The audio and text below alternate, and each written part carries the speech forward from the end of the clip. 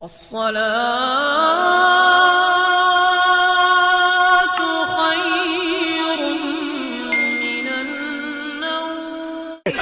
रखना, मुसलमानों को पैदा करके अल्लाह ने किसी के भरोसे छोड़ नहीं दिया है, लेकिन अपने हाथों से अपने पैर पे कुल्हाड़ा हमने मारा है।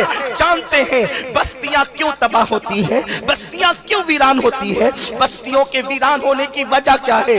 अल्लाह अकबर, जब किसी बस्ती में मस्जिद तामीर की जाती है, मैं नहीं समझता कि कोई मुसलमानों का मोहल्ला हो और वहां पर मस्जिद न हो। हर मोहल्ले के अंदर मस्जिद मौजूद है।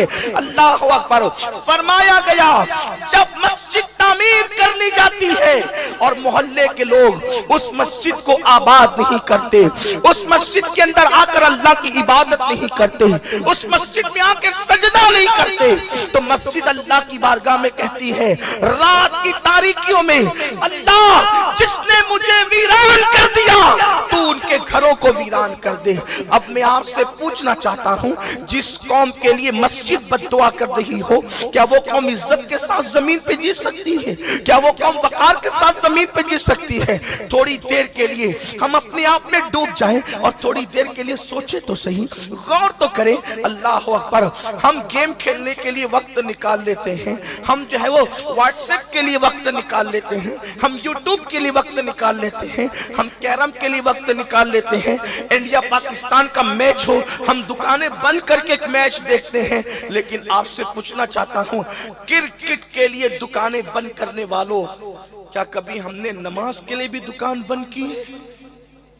मुझे जवाब दें, क्या कभी हमने नमाज के लिए भी दुकान बंद की है? क्रिकेट के लिए दुकान बंद करने वालों, क्या कभी हमने ईमान वाले कहलाने वालों, ईमान वाले दिल पे हाथ रखकर सोचो, क्या कभी हमने नमाज के लिए भी दुकान बंद की है?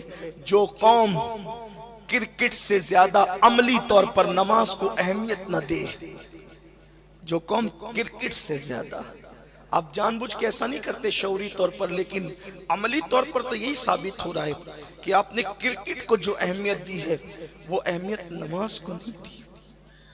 तो जो कौम क्रिकेट से ज्यादा नमाज को अहमियत न दे, वो कौम इज्जत के साथ जमीन पे कैसे जी सकती है? सबके लिए टाइम है, रब के लिए टाइम नहीं। दोस्तों के लिए टाइम निकल जाता है, बीवी बच्चों के लिए टाइम निकल जाता है, सबके लिए टाइम नहीं, अल्लाह के लिए टाइम नहीं। नमाज क्या है? नमाज क्या है? बेकरार दिलों का करार, बेचैन दिलों का चैन। रोजी में बरकत चाहते हो, मस्जिद आओ। औलाद को वफादार देखने, मस्जिद आओ। बीवी बच्चों को वफादार देखने, मस्जिद आओ। घर में खैर बरकत चाहते हो, मस्जिद आओ।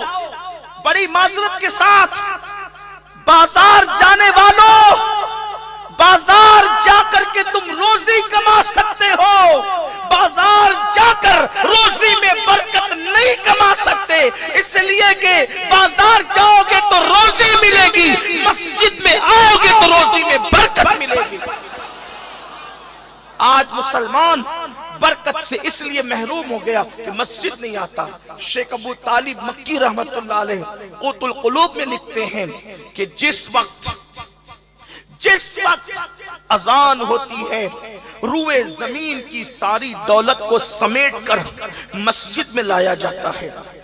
जब अजान होती है तो रूए जमीन की सारी दौलत को समेटकर मस्जिद में लाया जाता है। जो नमाज के लिए आता है अल्लाह उसे रोजी भी देता है और रोजी में बरकत भी देता है। जो नमाज के लिए नहीं आता अल्लाह उसे रोजी तो देता है मगर रोजी में बरकत नहीं देता। मेरे प्यारे आका सल्लल्लाहु अलैहि वसल्लम के प्यारे दीवानों, अब बताएं, अपने मसाइल का हल तो मस्जिदों के अंदर था, अल्लाह रब्बुल इज्जत की बारगाह में था, रब की चौखट पर था, लेकिन हमें क्या हो गया है? मेरे प्यारे आका सल्लल्लाहु अलैहि वसल्लम के दीवानों, हमें क्या हो गया है? जिनकी चौखट पर हमारे मसले का हल नहीं हुआ है, जिनके दरबारों में, जिनके घरों पर, जिनकी चौखट पर, जिनके दरवाजों पर अपने मसाइल का हल नहीं है, हम वहां तो दस्तक दे रहे हैं। और जिस रब्बुल अरबाब के दरबार में, जिसकी चौखट पर हमारे मसाइल का हल है, उस दरबार में आने की कोशिश नहीं करते। अरे अपने जैसे इंसानों की चौखट पर अपने हक की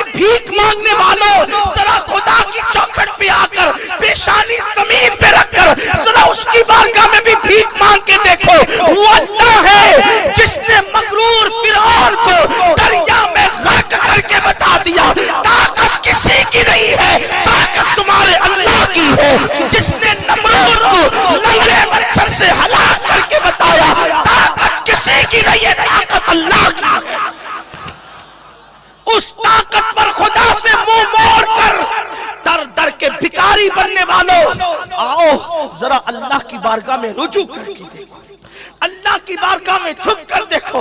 वो अल्लाह है जो अपने महबूब को जब गार में रखता है तो मकड़ी के जाले से भी महबूब की हिफाजत करता है,